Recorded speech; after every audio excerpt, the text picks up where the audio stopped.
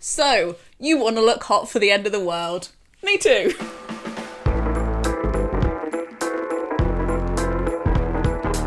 Welcome back to another episode of A Guide to Positive Panic. This is a series on my channel where I panic positively about what we already know about the state of planetary collapse. Now, if you clicked on this video, it means that you have realised there's a problem and you're looking for ways to address it. You buy makeup, you realise there's plastic in makeup, and you'd like to buy less plastic while still having fun on your face. That's cool. I want to do that too. I've actually been working for a few years to build up my collection, and when I've used stuff up, replace it with something less plastic filled. So I'd love to show you what has now assembled itself into a full face of makeup with as little plastic in the product as possible, so that you can use this as a resource for when you use up your next thing to come back and look at what the options are. However, if you haven't been to this channel before, there is always a however. If you cannot afford to replace all of your makeup, good. I wouldn't advise that. I advise using it up slowly and replacing it. And maybe some of this stuff isn't within your price range now. The reason it has a higher price tag is usually because the people who make them are being paid fairly and because they are using less plastic. Plastic is one of the cheapest ways to make makeup. But it's totally fine if this can't be built into your life right now, because it's actually not even the point of this video. While I put on my makeup, we're going to be trying to address some of the concern behind why you clicked on this video and looking at some ways we can panic positively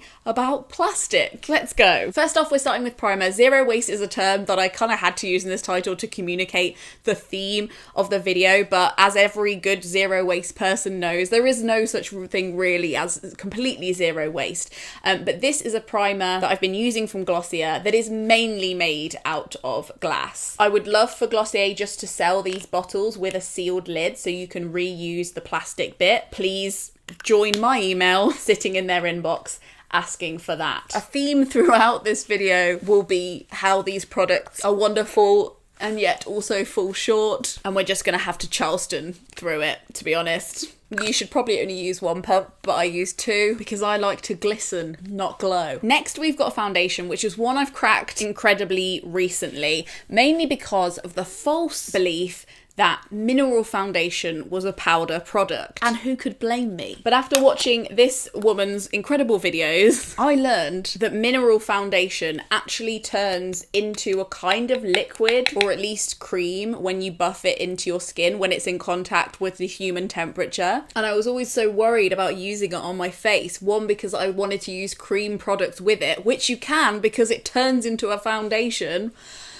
I literally wasted about 15 years of my life not knowing this. And you can get it in these refillable tins. This one is from lovetheplanet.co.uk, who did send it to me for review. Thank you, Love the Planet. I do love it, along with the planet. And as with a lot of like eco tools and things that are slightly different from the things that we buy in a Superdrug. Did anybody else have a freak out when they first went into a Superdrug after they had been in lockdown? Because I realised that as a consumer, I'd become really immune to seeing an endless maze of shelves filled with plastic in front of me every day. And then I spent like a year indoors watching documentaries about the planet. And since then, a trip to Boots has never been the same. I've got distracted. What was I saying? Like a lot of the time with eco swaps, a lot of people's hesitations about them is that they are not exactly what they're used to. What's true for foundation is true for moon cups too. It took me a while to master the moon cup, but because as a consumer I started using these products so early in life, I'd kind of forgotten how long it took me to master it the first time round. Like how long it took me to learn how to put in a tampon was equal, if not more, than how long it took me to learn to use a moon cup. And it's the same with mineral foundation. It's definitely taken me quite a few tries to really get down how I use it, and I've also had to surrender myself to the fact that it does just take a little bit longer in the mornings. God knows that I'm at a point in my life where I don't actually mind doing that. I'm incredibly lucky because I do have an extra 5 to 7 minutes to spend buffing in my foundation, and it keeps my eyes off a screen, and I listen to a podcast while I'm doing it, and I quite enjoy giving myself a little fuss. So if you haven't tried mineral foundation yet, do consider it. Don't kick it out the back door so fast. I'll leave some links below to the best videos I learnt these techniques that I'm currently butchering in front of you to buff in mineral foundation like it is a liquid. I did also try to do it at first with one of my other makeup brushes, but I fast realised that you kind of do need a mineral brush, and I was able to find a second-hand one on Depop. If that grosses you out, fair play. But to remind you, there is a world of secondhand makeup brushes and they are very easy to disinfect. Anyway, while I'm buffing this in, should we have a little chat about how what I'm telling you probably won't make a difference at all or something? First thing you need to know is if you're looking to cut down your plastic consumption by the highest percentage possible, your makeup bag probably isn't the place to start. Calling myself out here so hard. You probably only replace a piece of makeup that you have every 6 months to years. Whereas the volume of plastic and the surface area of the plastic you're using is PFM, pretty fucking minimal, compared to the amount of plastic that is probably in your daily food consumption. When I first started thinking about that, mainly because I think somebody called me out in the comments of a video about it once, I was just like, it's an incredibly human mistake. When you look at a product like this, you can see packaging. This is how you picture it in your life and in the shop. When you think about the food you eat, you probably picture what ends up on your plate, the actual material food. But it's often not the items that we're buying, but the plastic that they come in, which is so tragically and so menially making the biggest difference. Conceal your dark circles, not the truth. Can we look at this graph, please? Operator, can you bring up the graph? This is a graph of plastic polymers and how they were used in 2015. I couldn't find one for this year, but I'm going to wager, because there hasn't been any great celebrations, that it's the same now. So even when we're looking at building and construction, textiles, transportation, electronic devices, packaging is where it's at. What can I say? The devil is not in the detail. The devil is in the shrink wrap plastic casing. So what I'm saying is, if you can change 1 or 2 things in your weekly shop so that they're not coming in plastic or they're coming in less plastic, you will make more of an actual real difference than buying all of these products collectively. And in the short term, it will probably be cheaper. Should we talk about concealer? These are 3 plastic-free concealers that I've tried. This one is going to contain a slight rant about Lush, who I like a lot of products from, but this is how they give you their concealer. Not only is this incredibly melty and ridiculously messy, and also incidentally in the wrong colour for me, we've also already invented an incredibly plastic-free, efficient, sanitised, non-tears inducing way of carrying around this kind of consistency of makeup. It's called a lipstick vial, and you, Lush, already sell it. Why can't I buy this in this? Just a question that I ask myself when I stare at my ceiling at night and can't sleep. So there is this as an option, although at the moment wouldn't recommend. I also have this Correct and Conceal palette from Jecca Black, which isn't incredibly strong. Mine is in medium 2 and it has a pink and a kind of yellower tone, so you can even out your face. If you watch loads of makeup tutorials, you'll know what I'm talking about, and if you don't, you have no idea what's going on. This is quite good as a base, but I'm not going to fully recommend it because it's just not very strong, and I often still have to have a lot more steps in my routine to make this work. And my concealer of choice, regrettably, is this Nude Sticks, which is a concealer pencil. It comes with a sharp nut on the end. Pencils, I think, might save the world. So much makeup could come in pencil form. It's like the wheel. The technology has literally been there all along. And I really like this one. It gets the Norm's seal of approval.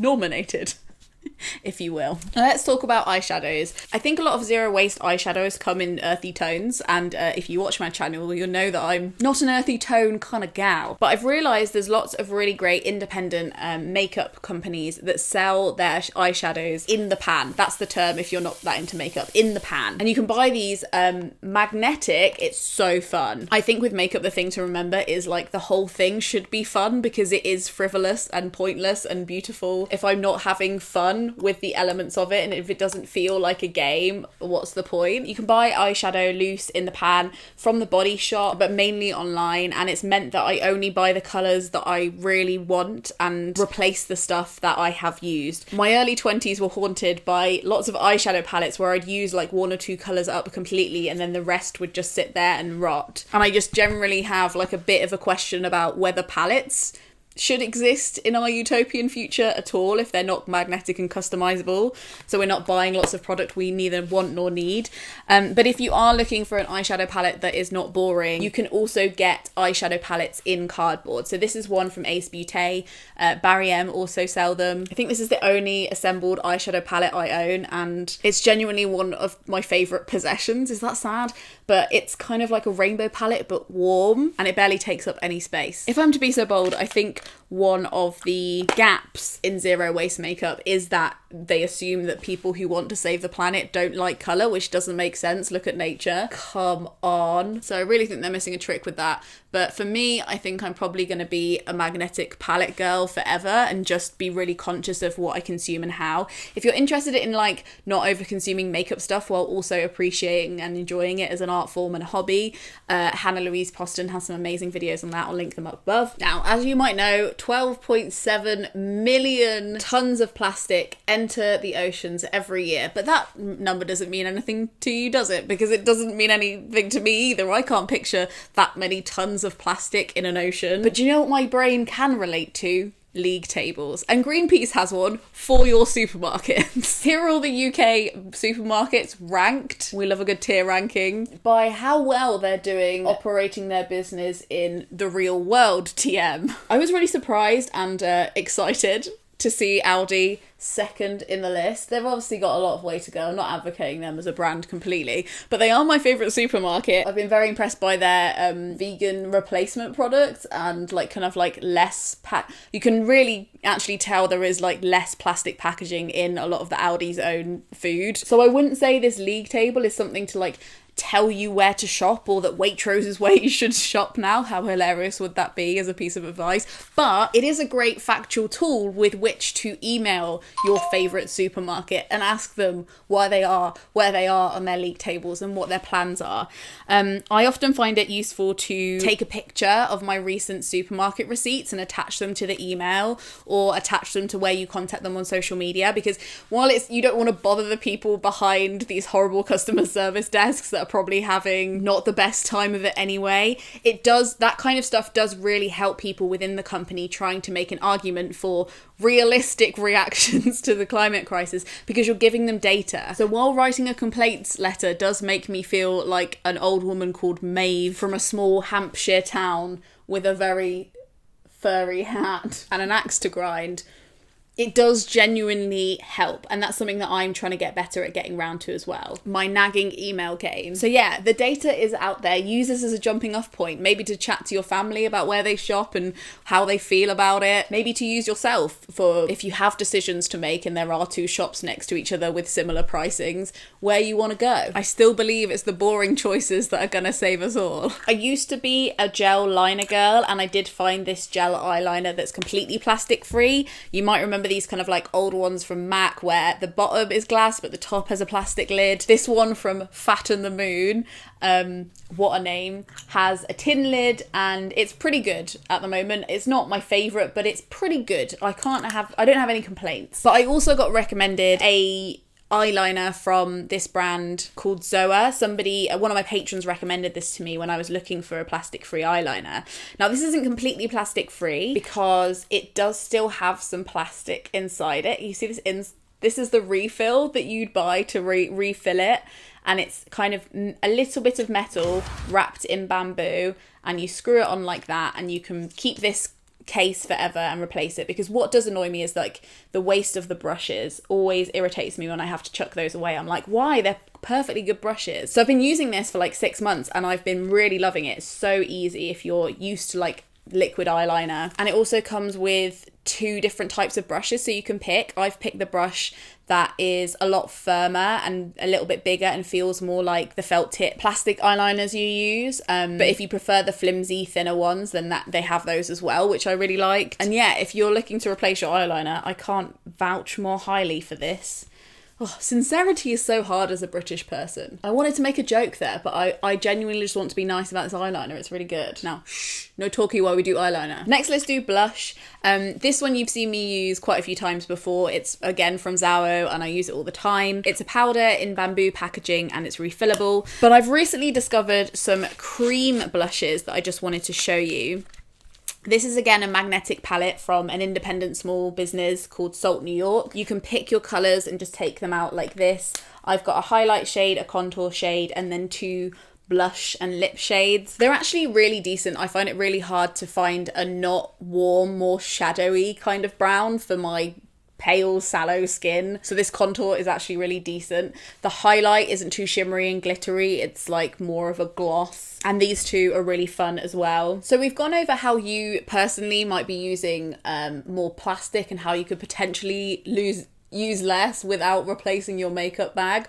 But I wanted to talk briefly about the other plastic that we can't actually see but is causing a lot of the harm. It's about the Great Pacific Garbage Patch, which you've probably heard about. They did mention it in the famous Seaspiracy documentary, which has had mixed reviews. But this study did find that as much as 70% of macroplastics floating in the ocean were fishing related. And then this 42,000 tons of plastic in the Great Pacific Garbage Patch. Yeah, I'm doing purple blush.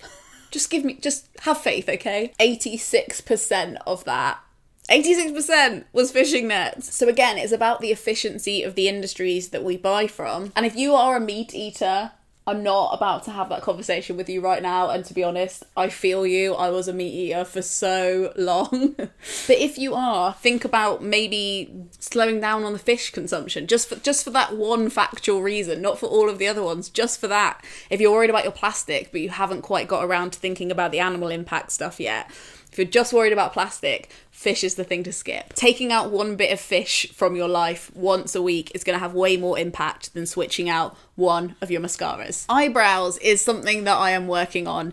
I was using this really old MAC paint pot that's got like some brown sludge in it, but even I know that is a hotbed-free coli by now. So I have just been using this brown from my rainbow palette. There's a really good kind of like not warm, ashy dark brown, which is what we need for these. But again, pencils have been invented. Pencils are amazing. I feel like in the future, maybe half of my makeup bag will be pencils. Okay, and then my third point is really to do with if this is even our responsibility at all. How much difference can we make as a consumer? I confess to being more skeptical about this than ever. And I feel like people discount eco products for those reasons because they feel like it's not making a difference. But for me, Eco Tools was a gateway drug into realizing what the real issues were. And after spending so much energy changing stuff like my period routine, where I got my toilet paper, who I used energy with, who I banked with, after going to all of that trouble and realizing that it might not make that much of a difference, didn't make me regret going to all that trouble. And here's why. Because one of the biggest personal problems I find when it comes to the climate crisis, and I know this is the same for a lot of other people, is staying angry, staying pissed off, even being able to unnumb yourself a second long enough to act on the kind of deep panic that you're feeling is very hard.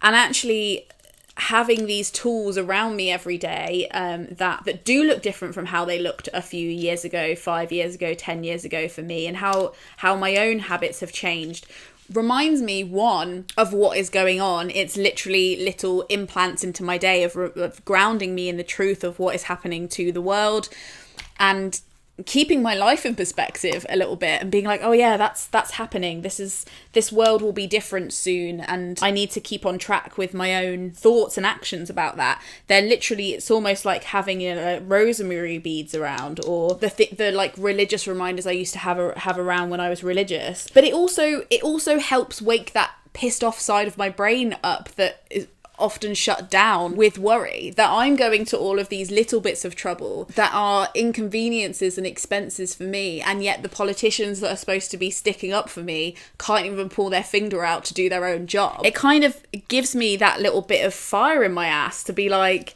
look, I'm doing all I can here. I am spending 10 minutes in the morning trying to awaken a slab of black sludge into something resembling mascara, and you can't even vote the right way to save my life and yours. And I don't think it has to be an either or. Like, paths to activism or paths to just any kind of anything, whatever the opposite of apathy is, can come in weird and strange ways. And for me, this is one of them. Trying to reduce my waste in a personal way and realizing how many obstructions and how impossible that is shows me where the problems are, shows me who I'm supposed to be nagging. All of these makeup options are things that could be easily available in Superdrug tomorrow, and yet they can't be bothered. I don't know why. I mean, I do know why, profit, but realising how simple all of these swaps are and yet how long it took me to track a lot of them down gives me a little bit of hope. And is that so wrong in this world? Is that so wrong? But anyway, we're getting off track. One, I haven't told you what mascara I'm using. So this is the Besame Cake Mascara. They are a brand not with the planet in mind. They're actually people who make vintage makeup, like replicas of real vintage makeup. And again, that's the thing with finding something that's got the least amount of plastic in it. Sometimes it's not the people who advertise themselves as eco-friendly that you can find some really interesting stuff. So essentially you dab on a little bit of water and then you kind of like soup it up into this mascara. Do I use this every day? I'll be honest, no. It takes a long time. I do switch it out with an old plastic mascara I still have because I haven't mastered the art of this yet, and it doesn't always give me the exact finish that I love. So I'm talking myself around to the fact that it shouldn't really matter how perfect my mascara is. The fact that I get to use mascara is a luxury in itself, and how I should calm down. But but on that basis, I don't really particularly want to recommend you this mascara because it is, as you can see, I am getting some kind of result. This is mascara on my face, but it is like a prototype to be improved on. Why aren't more makeup companies investing in this very old tradition of cake mascara and making it better? I don't know.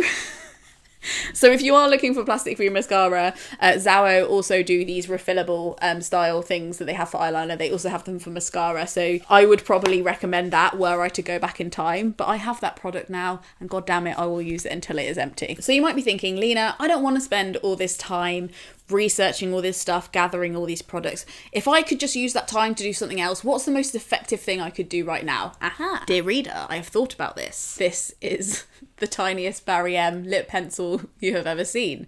And again, pencils are the future. So here's the deal, right? The UK government, under May, promised that by 2025, not that long away, is it?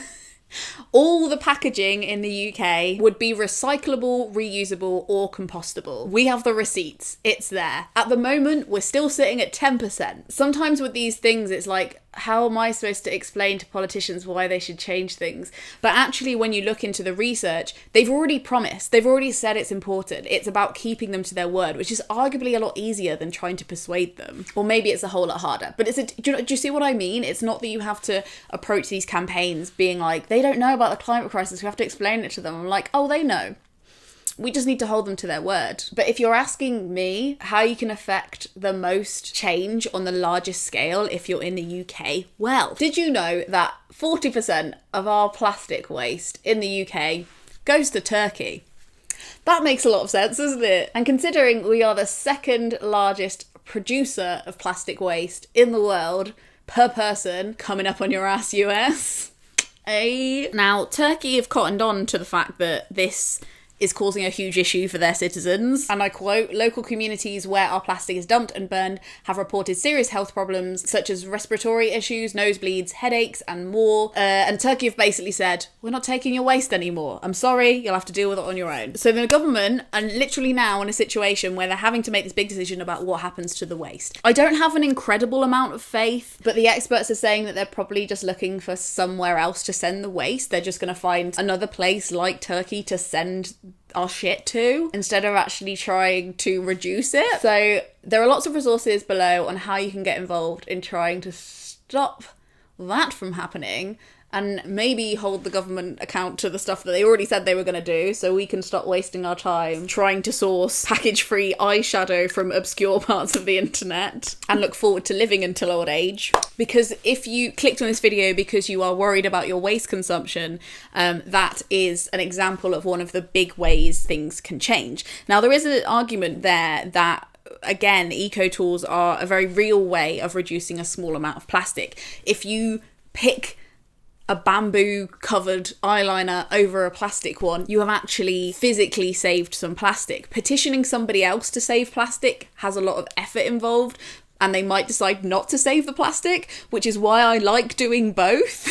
And when I think about that too much, it kind of makes my head melt. But I hope you enjoyed at least watching me put on some makeup and seeing how possible it is to do a whole face of makeup without using that much plastic. This is a refillable lipstick I got from Lush. I actually showed you how they open when they come on my Instagram, so I'll leave a link to that below. But I really like these. I think Lush did a really great job with them. So if you're looking for refillable lipstick, that's a thing that's very available. Are kind of about the same price as, like, say, a No. 7 lipstick or something, just from a drugstore. How do you feel about eco tools in general? Do you find that it's helpful for you to invest in them and make them part of your life? For me, makeup is such a hobby that I do find a joy in researching it and replacing my old stuff with stuff that I really love and I know will last me longer. Or does the whole thing just make your brain melt? Open up in the comments below, let's chat about it. I know it's not a cut and dry issue. I, as everyone should be, I'm always open to learning more. You can watch more Positive Panic videos here.